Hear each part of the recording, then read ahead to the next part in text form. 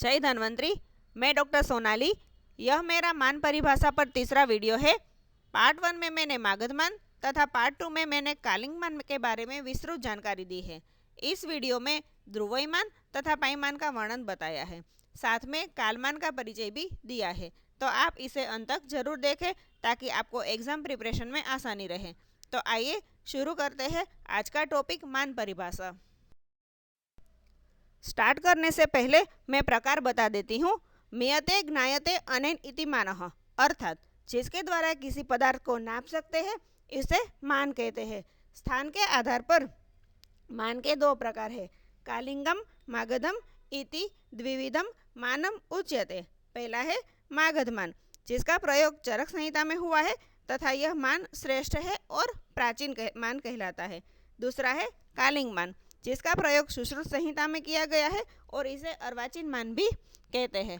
Part 1 और part 2 वाले video में मैंने न्यूमोनिक के साथ इसे बताया है। आगे देखते हैं। द्रव्य की भौतिक अवस्था के आधार पर यह 3 प्रकार के होते हैं। पहला है पौतव मान, जो सॉलिड ड्रग को नापने के लिए प्रयोग में होता है, जैसे ग्राम, किलोग्राम एक्सेट्रा। आयुर्वेद में कालिंग मान तथा मागध मान है, वह पौतव मान ही है। दूसरा है ध्रुवय मान, लिक्विड फॉर्म वाले ड्रग्स को नापने के लिए इसका प्रयोग होता है, जैसे मिलीलीटर, लीटर एक्सेट्रा। और तीसरा प्रकार है पाईमान, जब किसी ड्रग को लेंथ में नापना हो तब इसका प्रयोग होता है, जैसे मिलीमीटर, सेंटीमीटर, मीटर एक्सेट्रा। इसे आप पीडीपी से भी याद कर सकते हो। पीडीपी मतलब पौतव, ध्रुवय और पाईमान। अब पहले पाईमान के बारे में जान लेते हैं। It is useful for measuring the length of any drug. सबसे छोटी इकाई अंगुल है। थोड़ी टर्मिनोलॉजी जानना जरूरी है, इसीलिए बता देती हूँ। 8 यव के दाने को एक साथ एक धागों में पिरोने पर जो लेंथ होती है उसे एक अंगुल कहते हैं, जो अप्रोक्सीमेट 3/4 इंच समान होती है। हाथ के अंगुष्ठ और कनिष्ठिका अंगुली अर्थात थंब और स्मॉल फिंगर के टिप के बीच का जो अंतर होता है उसे वितस्ती कहते हैं, जिसे हम स्पान भी कहते हैं। मध्यमा अंगुली और कोहनी के बीच का जो अंतर रहता है उसे अरत्नी कहते हैं। अगर दोनों हाथों को हॉरिजॉन्टली फैला दिया जाए तो दोनों हाथों की मध्यमा अंगुली के बीच का अंतर व्याम कहलाता है। राजहस्त है, यह एक नृपहस्त का पर्याय भी है। यह सारे पॉइंट एमसीक्यू तथा शॉर्ट क्वेश्चन के लिए उपयोगी है, इसीलिए ध्यान में रखना जरूरी है। अब पाईमान के यूनिट देख लेते हैं। एक अंगुल 8 यव के बराबर होता है, जो अप्रोक्सीमेट 3/4 इंच है। 12 अंगुल एक वितस्ती होता है, जो 9 इंच समान होता है। 22 अंगुल एक अरत्नी होता है, जो 16.5 इंच होता है। 24 अंगुल एक हस्त होता है, जो 18 इंच होता है। 30 अंगुल या फिर 1.5 हस्त, जिसे नृपहस्त या गजहस्त कहते हैं, यह 22 इंच समान होता है। नृप के जो हस्त होते हैं वो सामान्य लोगों के हस्त से बड़ा होता है, इसीलिए 1.5 हस्त समान होता है। 4 हस्त है वह एक व्याम कहलाता है, जो 6 फुट या फिर 72 इंच समान होता है। इसे याद रखना इजी है, फिर भी आप अवि, अर, हस्त, गव्या ऐसे करके लाइन में याद कर सकते हो।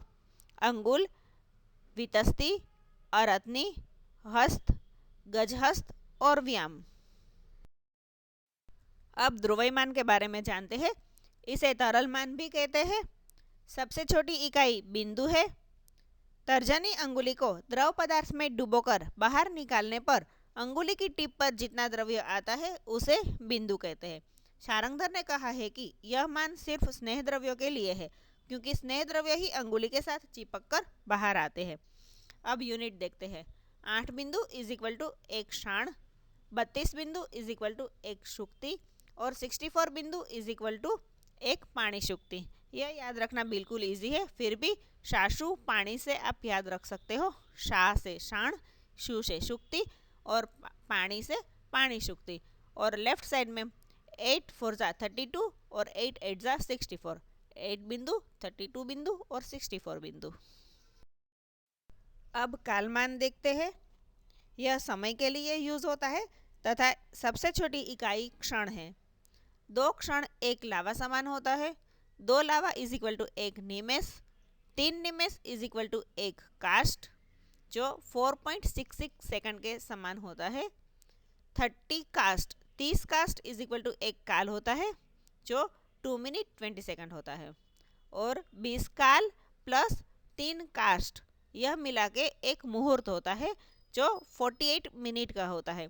यह मान याद रखना जरूरी है क्योंकि ये काफ़ी बार एग्जाम में आ चुका है। और 30 मुहूर्त मिला के एक अहोरात्र होता है जो 24 आवर्स होता है। पैसज्य कल्पना में रात्रि पर्यंत वर्ड भी यूज होता है जो 12 घंटे का 12 आवर्स का होता है।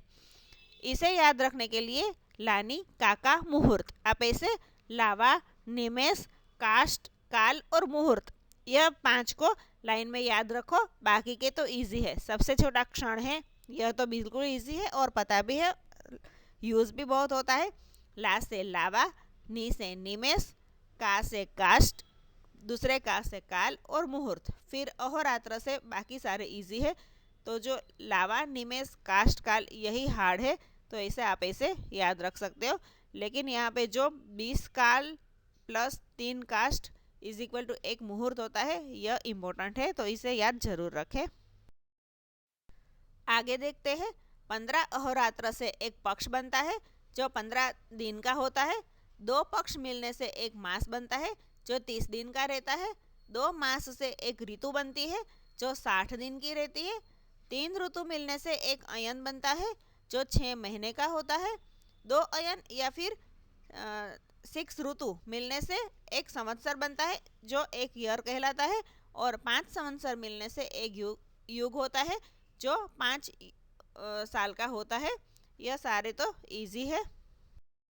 तो यह था मान परिभाषा का अंतिम वीडियो।